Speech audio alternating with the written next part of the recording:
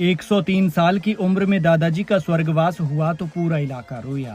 फिर आंसुओं के सैलाब और बाजे गाजे के साथ दी विदाई। मोक्षधाम तक ढोल और बाजे के साथ ले जाया गया। बारिश ऐसे हो रही थी जैसे उनके जाने पर कुदरत भी रो रही हो।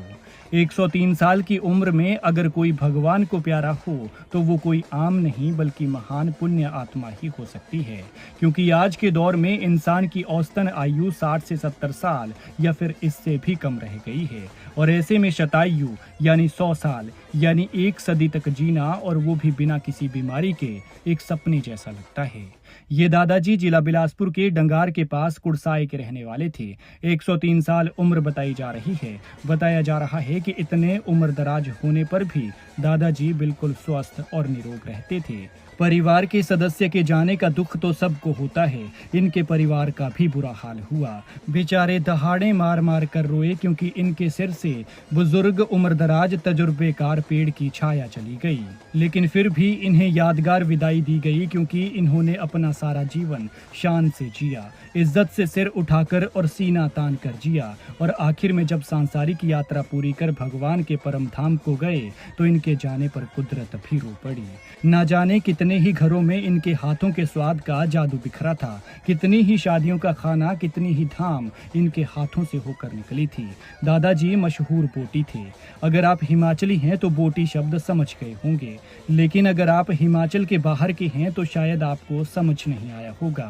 दरअसल बोटी रसोइये को कहा जाता है, जो घर में किसी भी खास कार्यक्रम में खाना बनाते हैं। और इसीलिए इन दादाजी ने ना जाने पेट के जरिए कितने लोगों के दिलों में जगह बनाई थी, क्योंकि पेट का रास्ता तो दिल से होकर जाता है। और इनके खाने का स्वाद ऐसा था कि बनाने वाला हमेशा के लिए खाने वालों के दिल में बस गया। और प्यार तब नजर आया जब ये बीते रोज यानी 25 अगस्त को इस दुनिया से रुखसत हुए। उन्हें अंतिम विदाई देने के लिए भीड़ उमड़ी। भावभीनी विदाई दी गई। भारी बारिश हो रही थी, लेकिन फिर भी लोग उनके संस्कार में पहुंचे। सुखी सांसारिक यात्रा पूरी करने पर बुजुर्ग दादाजी को बाजे गाजे के साथ उदासी भरी धुनों के साथ विदाई दी गई।